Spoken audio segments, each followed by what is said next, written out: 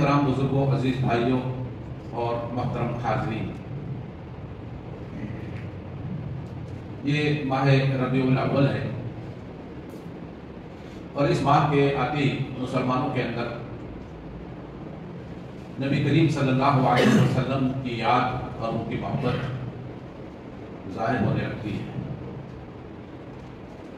اور اپنی اس محبت کا اظہار مختلف طریقوں سے مسلمان کرتے ہیں اور یقیناً اللہ کے رسول صلی اللہ علیہ وسلم کی محبت کے بغیر ہمارا ایمان مکمل بھی نہیں ہوتا۔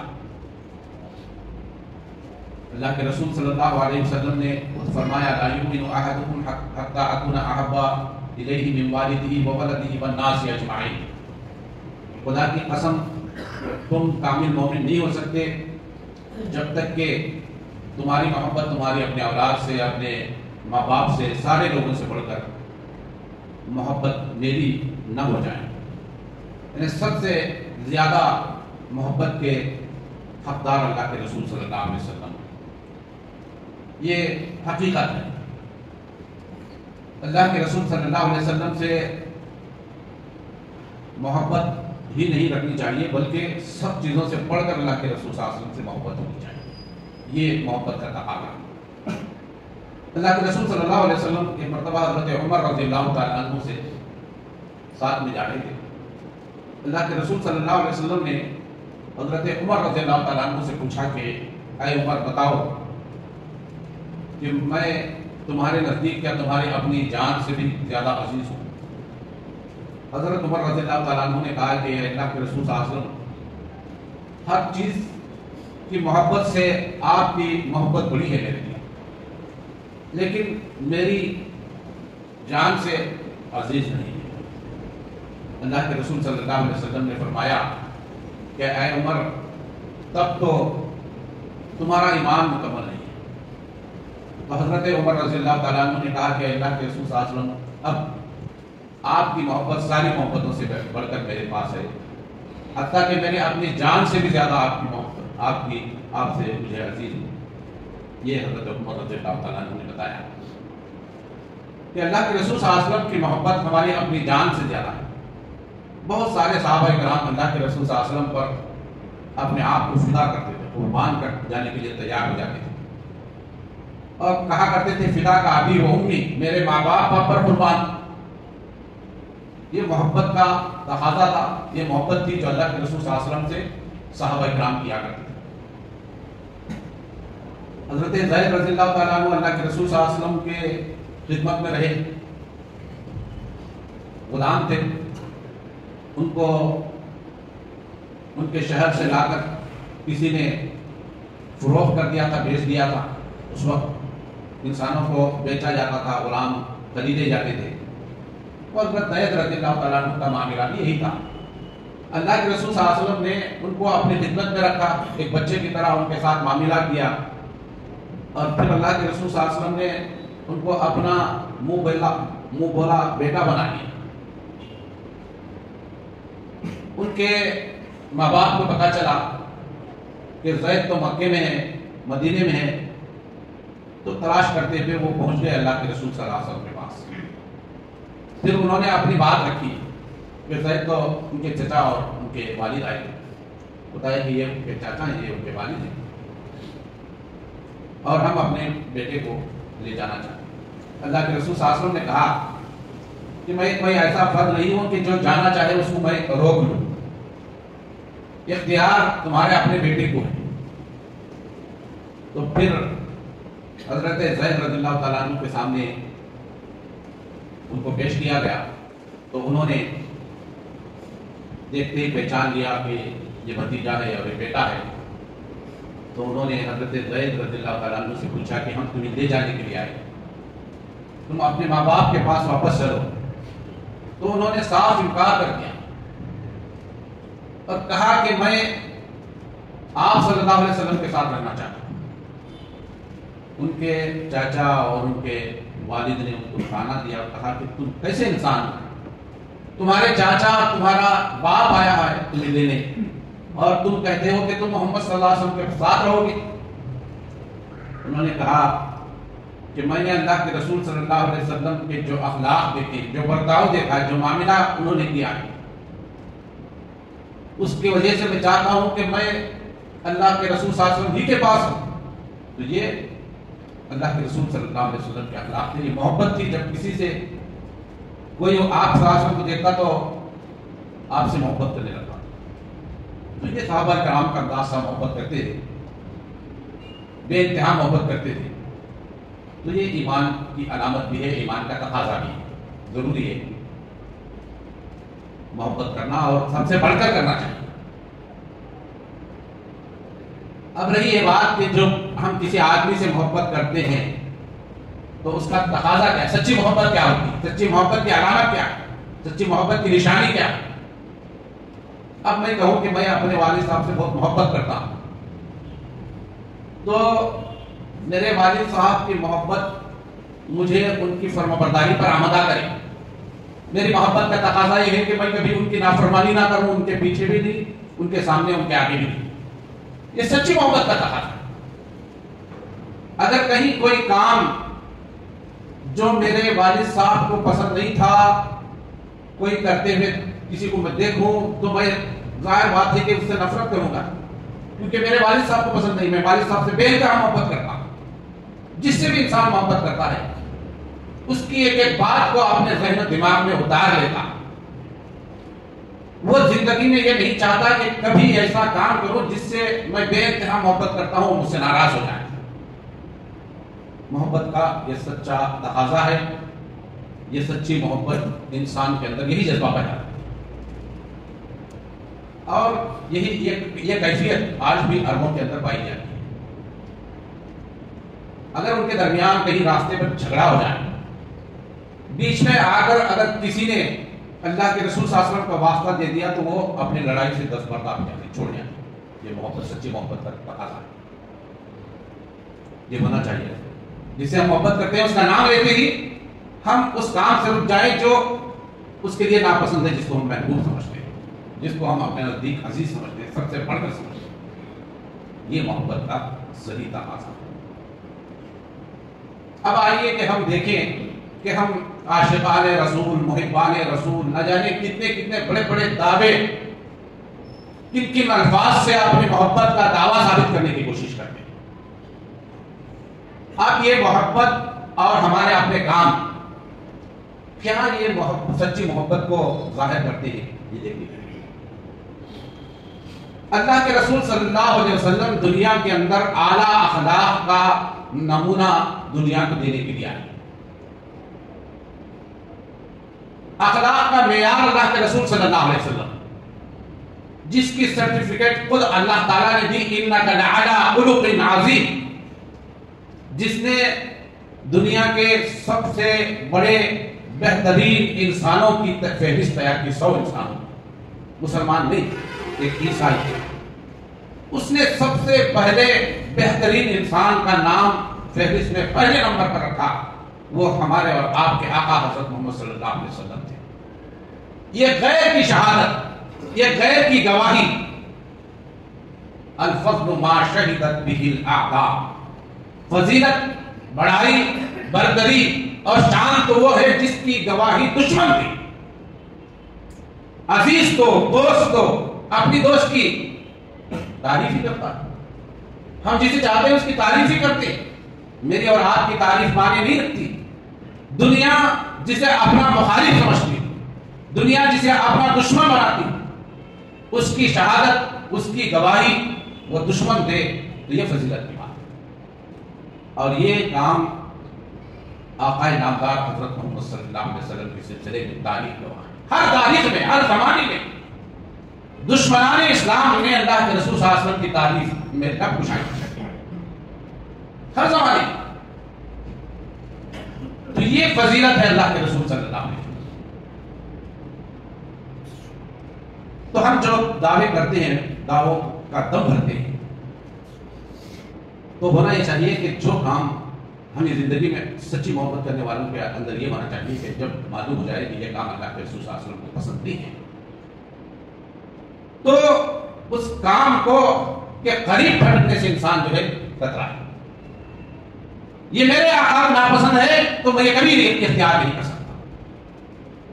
آج محبت کے دعوے دار انہی کام کو انجام دے رہے ہیں جس کام کو مٹانے کے لیے اللہ کے رسول صلی اللہ علیہ وسلم اس دنیا میں تشریف لائے۔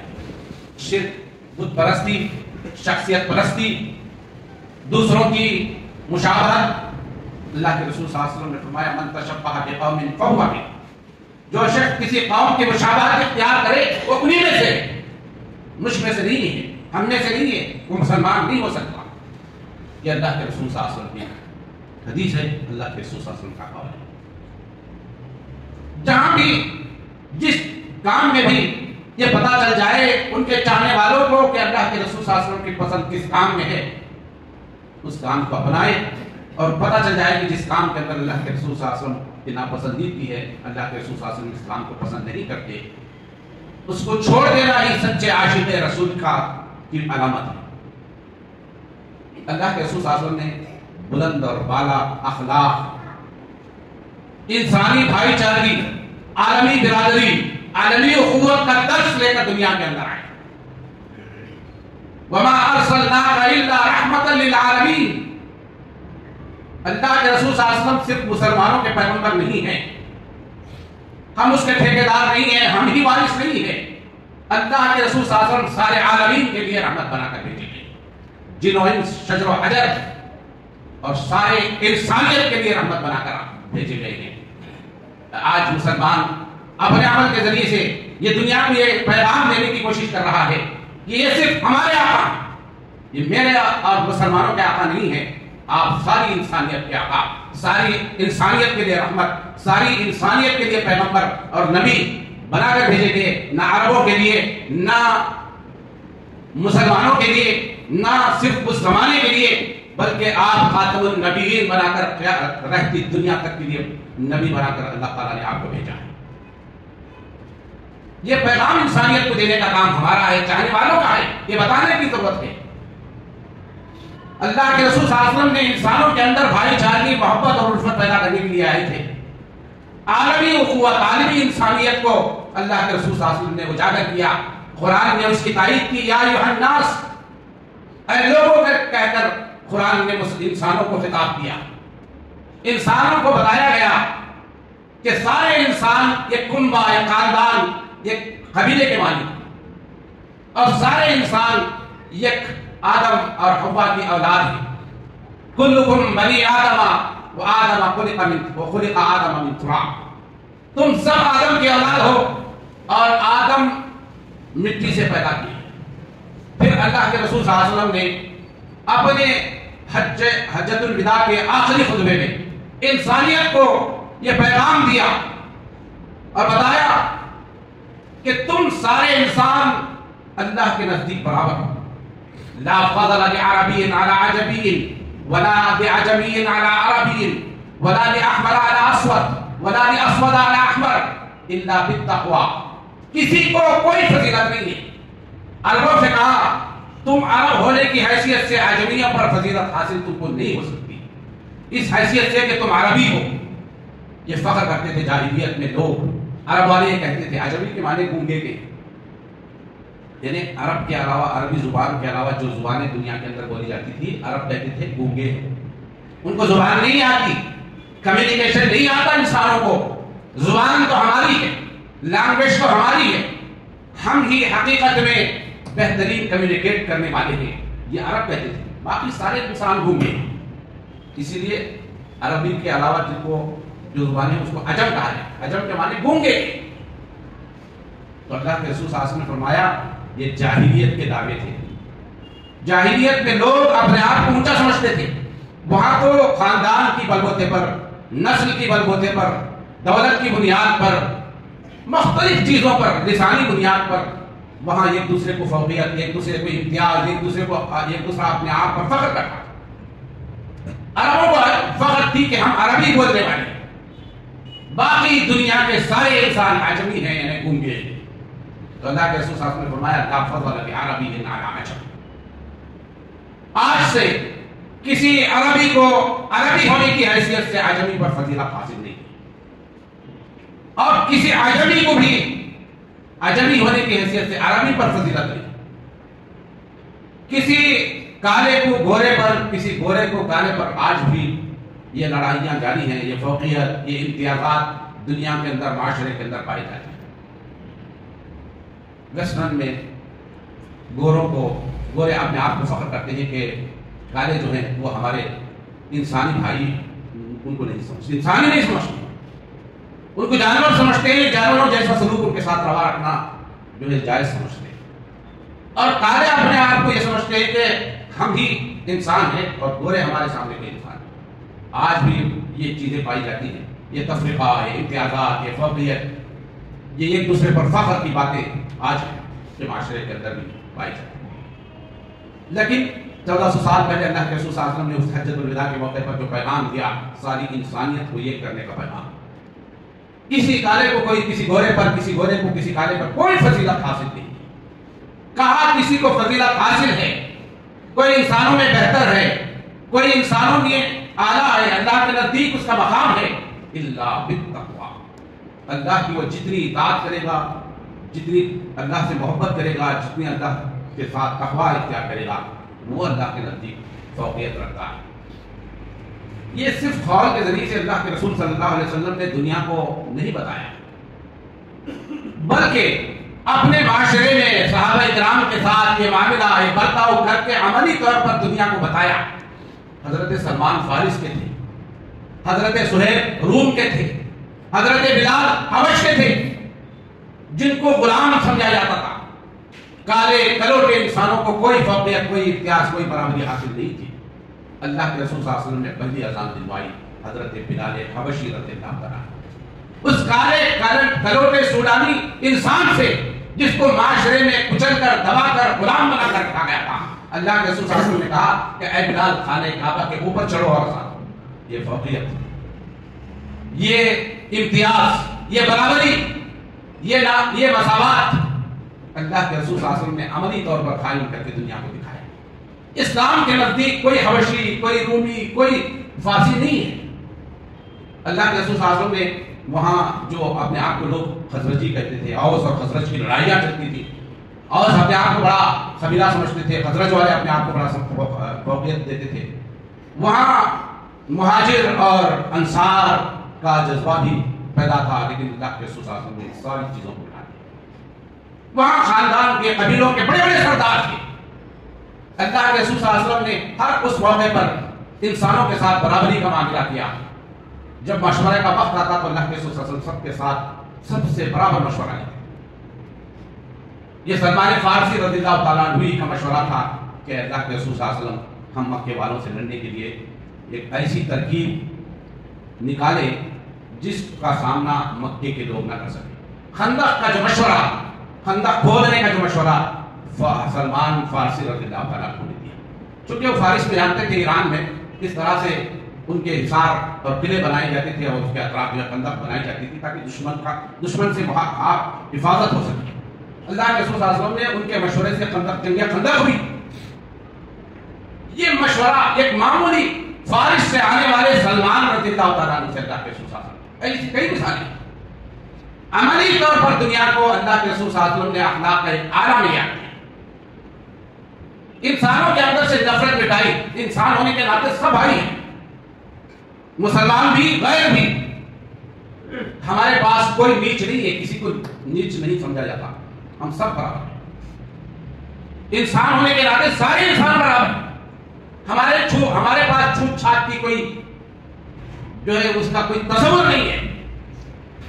سب سے پہلے مسلمان ہوتے ہی ایک مسلمان کو یہی سبق دیا جاتا ہے، 5 وقت نماز میں آئے، کندھے سے کندھا، پاؤں سے پاؤں ملا کر کھڑا رہے، کھڑے ہو گئے ایک ہی صف میں، محمود و عیاض، نہ کوئی بندہ رہا نہ کوئی بندہ رہا، یہاں غلام بھی، آقا بھی، بادشاہ بھی، سب ایک ہی صف پہ کھڑے ہو جائیں۔ یہاں کوئی چھوٹ چھاٹ نہیں ہے، یہ کوئی امیر ہے پہلے صف پہ کھڑے گا، کوئی غریب ہے پیچھے کھڑے گا، نہیں۔ اپنے اس جاہلیت کی تصورات کو 5 وقت اللہ تعالیٰ نے جماعت کے ساتھ نماز قائم کر کے اس کو پوچھا ہے۔ یہ تکبر، غرور، فخر انسانوں کے اندر سے مٹایا، کسی کو کوئی فوقیت اور امتیاز حاصل نہیں۔ اسی کا ثبوت ہم نماز میں کھڑے ہو کر دیتے ہیں۔ غریب بھی کھڑا ہے، فقیر بھی کھڑا ہے، بادشاہ بھی کھڑا ہے، امیر بھی کھڑا ہے، بوڑھا بھی کھڑا ہے، جوان بھی کھڑا ہے، یہ برابر ہے سب میں، اور مل کے کھڑے ہو، کاندھے سے کاندھا اسی لیے ملا ہے تاکہ تم یہ سمجھو کہ بڑا تو صرف اللہ، اور بار بار نمازوں کے ارکان میں تکبیرات کہنے کا معنی یہی ہے اللہ بڑا ہے، ہاتھ باندھے اللہ بڑا ہے، اللہ اکبر، اپنی انا کو، اپنی تکبر کو، اپنے غرور کو روک دو، چکنا چور کر دو، یہاں کسی کی بڑائی نہیں ہے، اللہ بڑا ہے۔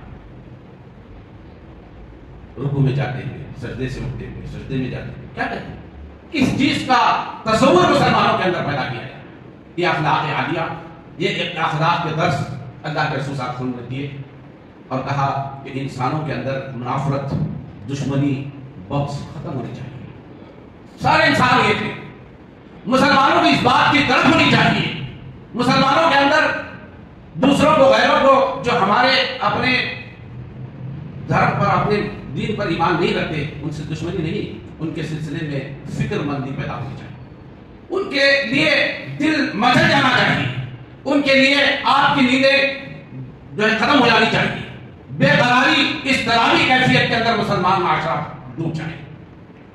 کہ کتنے ایسے انسان ہیں جو اللہ اور اللہ کے رسول کی تعلیمات سے ناواقف ہیں، اپنے اخلاق کے ذریعے سے محبت اور بھائی چارگی کی کا پیغام دینے کے بجائے آج ہم نے لکیریں اور حدیں پیدا کر دی۔ ہم نے اپنے گھروں، اپنے معاشرے کے اندر تو کھینچی ہی لکیریں، لیکن افسوس اور صد افسوس کی بات یہ ہے کہ آج مسجدیں بھی مسلمانوں میں تقسیم ہیں۔ اس سے بڑی گھٹیا اخلاق کیا ہو سکتی ہے کہ کوئی ایک مسلمان کسی ایک مسلمان مسجد میں نہیں جا سکتا۔ مسجدوں کو ہم نے جاگیر بنائی، کیا یہی تعلیمات اللہ کے رسول صلی اللہ علیہ وسلم نے؟ غیر تو چھوڑیے، غیر کا تصور کہ غیر کوئی مسجد میں آ سکتا ہے یا نہیں، یہ بات الگ ہے۔ حالانکہ اللہ کے رسول صلی اللہ علیہ وسلم نے تعلیمات دی ہے، اس میں غیر بھی آپ کی مسجد میں آنے کا حقدار ہے، کسی کو روکنے کا حق نہیں ہے۔ اللہ کا گھر ہے، کسی کی جائیداد نہیں ہے، کسی کی ملکیت نہیں ہے، کسی خاص شخصیت کا گھر نہیں ہے، اللہ کا گھر ہم اس کے کہتے ہیں۔ مسجد کا دوسرا نام ہے اللہ کا گھر۔ اللہ کے گھر میں آنے سے کسی کو روکنے کی اجازت کس نے دیا؟ چاہے جیسے آئے، لیکن آپ مجھے بتا سکتے ہیں اخلاق کے ذریعے سے۔ اللہ کے رسول صلی اللہ علیہ وسلم نے مسجد نبوی میں آ کے ایک یہودی نے پیشاب کر دیا، صحابہ کرام دوڑے سے مارنے کے لیے۔ اللہ کے رسول صلی اللہ علیہ وسلم نے کہا کہ اپنی حاجت کو پوری کر لینے دو۔ پھر جب اس نے پوری حاجت کر لی، اللہ کے رسول صلی اللہ علیہ وسلم نے 2 ڈھول پانی منگایا اور کہا کہ باہر۔ یہ اخلاق تھے ہمارے اخلاق میں آگے۔ اور گلیوں، کوچوں میں، راستوں میں، نکڑوں میں، چوراہوں پہ نکل کر ہم کیا بتانا چاہتے ہیں؟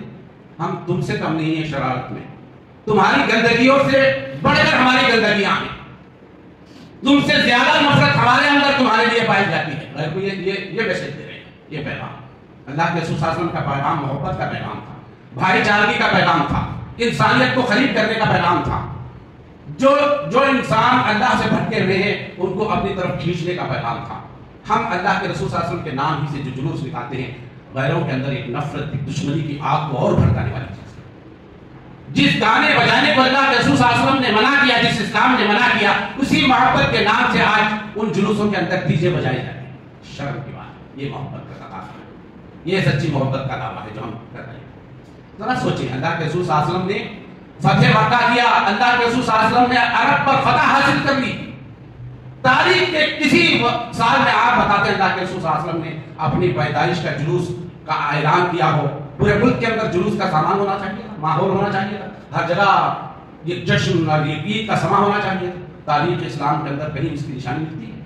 کیا اللہ کے رسول صلی اللہ علیہ وسلم کے احادیث میں اس کی بات ملتی ہے؟ کیا قرآن کے اندر اس کی بات ملتی ہے؟ دوسروں کو بھڑکانے، جذبات میں لانے، دشمنی کو زیادہ کرنے کا کام اللہ کے رسول صلی اللہ علیہ وسلم نے۔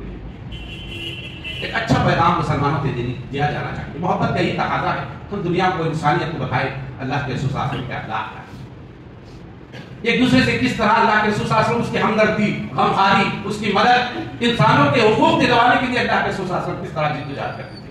یہ پیغام بتانے کے بجائے ہم آج ان جلوسوں سے بتانا چاہتے ہیں کہ ہم مسلمان ہیں، ہم عاشقان رسول ہیں۔